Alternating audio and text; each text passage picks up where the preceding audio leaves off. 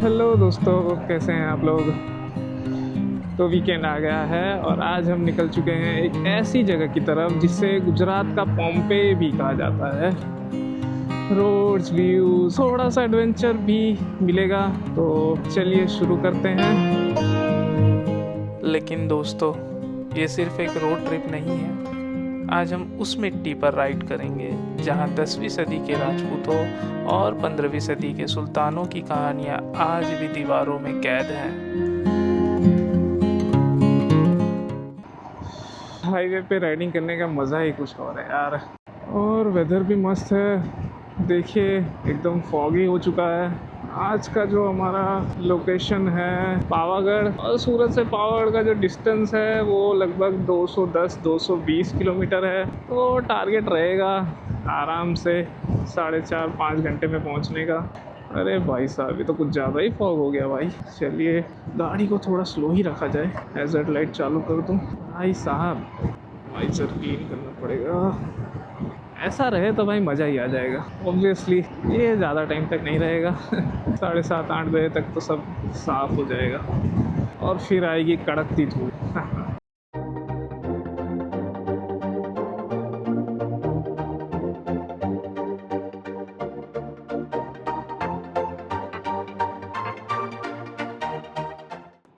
100 kilometres complete हो गए ride के। फिलहाल तो NH 48 पे चल रहा हूँ और पीछे का वेदर यार बहुत ही जबरदस्त और खतरनाक टाइप था।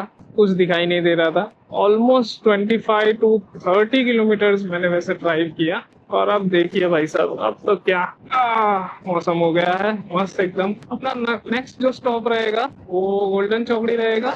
बड़ौदा के बाईपास पे आता है ये। वहाँ मेरा दोस्त भी आ रहा है जो अहमदाबाद से आ रहा है। तो अब वहाँ से हम साथ में कंटिन्यू करेंगे।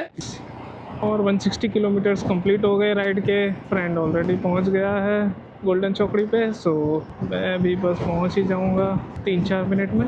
ओके, तो आ गया मैं इधर। ये अपना भाई खड़ा है, राह देख रहा है। चलिए तो बाइक को साइड पे लगाते हैं, थोड़ा चाय नाश्ता किया जाए और फिर कंटिन्यू करेंगे राइड।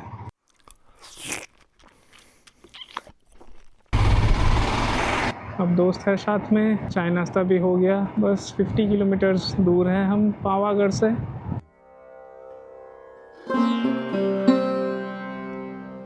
अब हम हैं चांपानेर में। 15वीं सदी में सुल्तान महमूद बेगाड़ा ने इसे इतना खूबसूरत बनाया था कि लोग इसे दुनिया का आईना कहते थे। लेकिन फिर 1535 में मुगल्स के आते ही ये शहर रातों रात गुमनाम हो गया।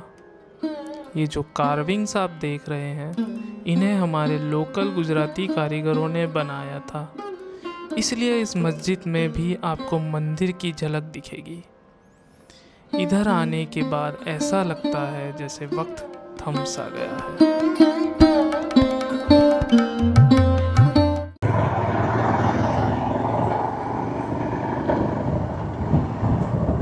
अब शुरू हो रही है असली चढ़ाई। हिमालयन अपने एलिमेंट में है। दोस्तों, इन रास्तों को हल्के में मत लेना। 1484 में सुल्तान की सेना को 20 महीने लग गए थे इस किले को जीतने में। ऊपर राजपूत योद्धा डटे हुए थे और नीचे सुल्तान की सेना। 20 महीने का इंतज़ार और खून खराबा, इस पहाड़ ने सब दिखाया।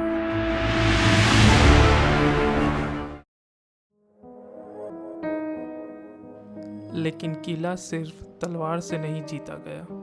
स्थानीय लोग कहते हैं कि राजा पटाई रावल से एक भूल हुई। उन्होंने माता महाकाली का रास्ता रोका और उस दिन के बाद से पावागढ़ का भाग्य हमेशा के लिए बदल गया। लोग कहते हैं सुल्तान ने किला ज़रूर जीता, पर पटाई रावल ने पहले अपनी शक्ति खो दी थी।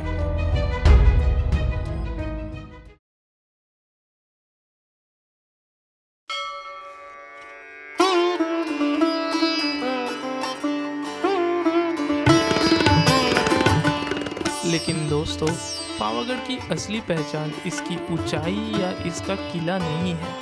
ये एक शक्ति पीठ है। पौराणिक कथाओं के मुताबिक जब विष्णु भगवान ने माता सती की देह के 51 हिस्से किए थे, तब उनका दाहिना अंगूठा इसी शिखर पर आकर गिरा था।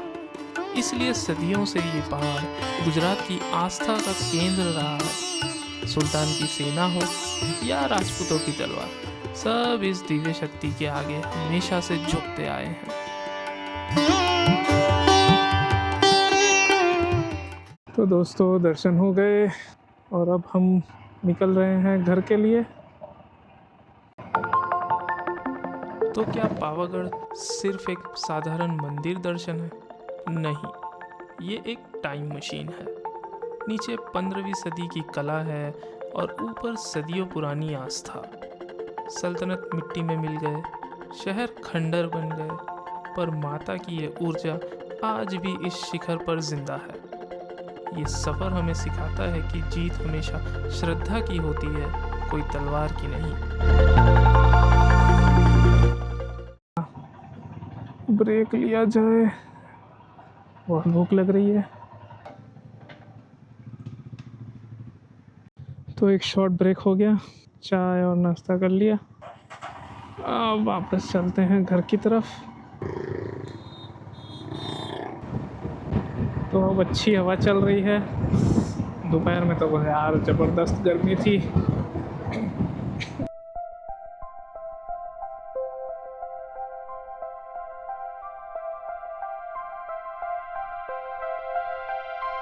दिन ख़त्म हुआ, पर बहुत सारी यादें और कहानियाँ ज़रूर साथ रहेंगी। दोस्तों, आपको ये मोटो व्लॉग में हिस्ट्री का ब्लेंड कैसा लगा ज़रूर बताइएगा।